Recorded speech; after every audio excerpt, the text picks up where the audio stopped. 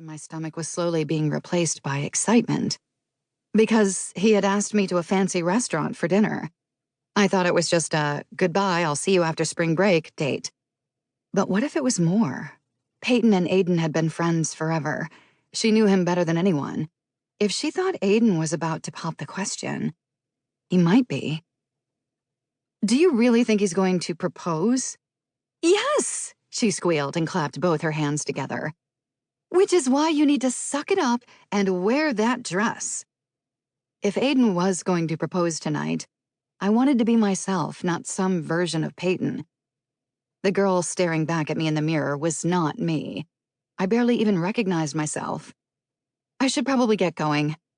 Wait, isn't he picking you up here? Yeah, but I forgot something. I'll call you after, okay? You better. I grabbed my bag and hobbled out the door as quickly as I could in Peyton's stilettos. Peyton could have easily misunderstood what she had overheard Aiden talking about. But had she said overheard? Or was she part of the conversation? I kicked off my heels so I could walk faster. Normally the campus at Santa Monica University could easily take my mind off any of my worries. Today the palm trees swaying in the wind did nothing for me. Aiden's going to propose. Aiden's going to propose. Aiden's going to propose. I let the thought settle in, and a smile spread across my face. It all made sense. The study session lie so he could get his friend's advice. He'd been a little distant recently, probably because he was nervous. I glanced down at my left hand, imagining an engagement ring there. Aiden and I made sense together. We fit. I was young, but that didn't mean I wasn't ready for the rest of my life to start. And I wanted to do it by looking like myself, which meant a cute spring dress, not some slutty number from Peyton's closet. I knew the perfect dress. It was hanging in Aiden's closet. I basically lived in his apartment, even though we hadn't officially moved in together.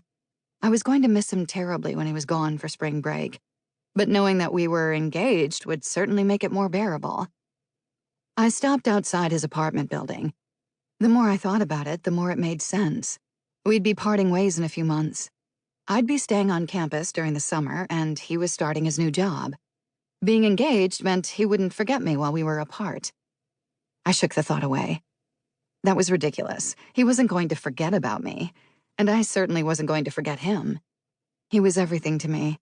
We were building our future together. It was impossible for me to remove the smile plastered to my face as I opened up the door to his building. I wasn't sure what I would have done without Aiden. I pretended I was a badass for moving here from a small town in Delaware, but honestly, when I stepped onto campus 3 falls ago, I was terrified. If I hadn't literally bumped into him on the second week of classes, I'd probably still be crying myself to sleep every night alone in my dorm. All his friends became my friends, and I couldn't imagine being any happier. I chose SMU for a fresh start. Aiden became my actual fresh start. I pulled out the key to his apartment as I walked up the stairs. If I really thought about it, I should have known a proposal was coming. I loved him. I was absolutely sure of it. He was kind and smart, and God, he was sexy. I wanted him to know that he was my whole world.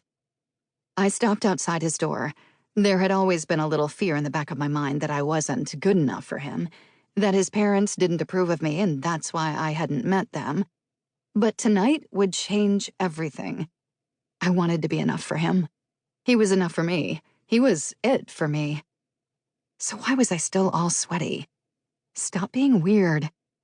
I took a deep breath as I slid the key into the lock and opened the door. Aiden? I stepped into his empty apartment. Of course he wasn't here.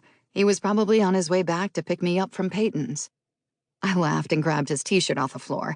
He must have been in a hurry to get ready for our date. I folded it, draped it over my arm, and walked toward his bedroom. My comfy dress was calling to me. I couldn't wait to change. Before I reached his room, I pulled out my cell phone and called him.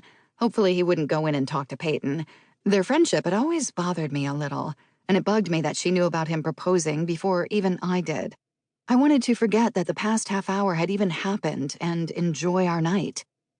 My stomach growled, reminding me of the fact that I was starving. Aiden's ringtone sounded on the other side of the bedroom door. He never went anywhere without his phone. He was almost...